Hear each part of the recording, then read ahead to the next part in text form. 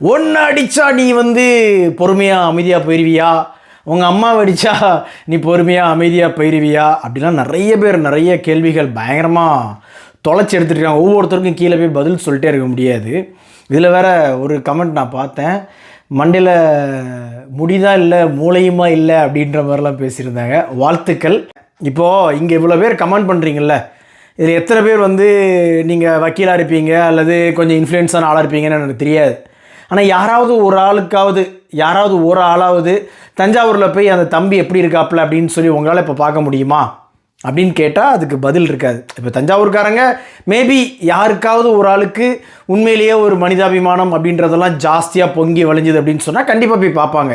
அதை தாண்டி இப்போ நீங்கள் நம்ம கன்னியாகுமரியில் இருக்கீங்க அல்லது தூத்துக்குடியிலே நம்ம ஊர்லேயே இருக்கீங்க அப்படின்னா இங்கேருந்து இந்த விஷயம் கேள்விப்பட்டு நீங்கள் செலவு பண்ணி அங்கே போவீங்களா அப்படின்றது தான். அந்த தம்பிக்காக உங்களால் அதிகபட்சம் என்ன பண்ண முடியும், கீழே கமெண்ட்ஸ் பாக்ஸில் கமெண்ட் பண்ண முடியும். என்னால் என்ன பண்ண முடியும், இப்படி உட்காந்து நான் எல்லாம் பேச முடிஞ்சதை நான் பேசுகிறேன். இதை தாண்டி வேறு எதாவது பண்ண முடியுமா? ஆனால் அந்த தம்பி லைஃப்பை யோசிச்சு பாருங்களேன். காலத்துக்கும் நீங்கள் இந்த மாதிரி தஞ்சாவூர் போலீஸ் இஷ்யூ அப்படின்ற மாதிரி ஏதாவது ஒரு இது நீங்கள் யூடியூப்பில் போட்டாலே அந்த தம்பி மூஞ்சி தான் வரும். அதே மாதிரி இந்த கேஸ் அப்படின்றத அவ்வளோ சீக்கிரமாக போலீஸ்காரங்க விட்டுருவாங்க. மேபி எப்பா அந்த பையன் வாழ்க்கை பாவம்ப்பா அப்படின்னு சொல்லி யாராவது ஏதாவது போலீஸ் குறிப்பாக அந்த அடி வாங்கினார் இல்லையா, அந்த போலீஸ் ஏதாவது நினச்சாருன்னா வாய்ப்பு இருக்குது. அதை தாண்டி அந்த பையனோட லைஃப்பை யோசிச்சு பாருங்கள்.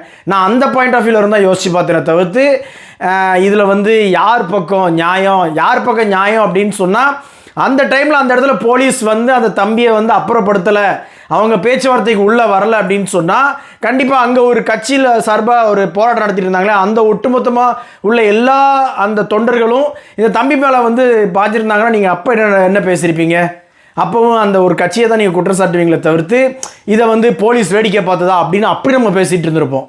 ஸோ அதனால தான் சொல்கிறேன், ரியாலிட்டின்னு ஒன்று இருக்குது. இங்கே வீரத்தை காட்டுறதுக்கு முன்னாடி விவேகம்னு ஒன்று இருக்குது. எந்த இடத்துல அதுக்கு தான் நம்ம பெரியவங்கள்லாம் சொல்லுவாங்க, இடம் பொருள் ஏவல் பார்த்து பேசு அப்படின்னு சொல்லுவாங்க. என்ன தான் அந்த தம்பி மேலேயே தப்பு இல்லாமல் இருந்தால் கூட அந்த போலீஸ்காரரை பார்த்து என்ன அடி பார்ப்போம் அப்படின்னு சொல்லி நம்ம உரிமையில் பேசுகிறப்ப அவர் பதவின்னு ஒன்று இருக்குது, ப்ளஸ் அவரோட வயசுன்னு ஒன்று இருக்குல்ல. அந்த தம்பிக்கே இவ்வளோ என்ன சொல்கிறது சுய கௌரவமாக எல்லாமோ சொன்னீங்களா, ஏன் அந்த இது அந்த போலீஸ்காரருக்கும் லீக் இருக்குல்ல. அவர் இப்படி ஒரு பதவியில் இருக்கிறப்ப அவருக்கும் என்னங்க நீங்கள் கொஞ்சம் அந்த பாயிண்டில் யோசித்து பார்த்து தான் நான் அந்த வீடியோ பேசுனதை தவிர்த்து போலீஸ் வசதி அந்த பையன் அப்படிலாம் இங்கே பேசுகிறதுக்கு ஆள் கிடையாது.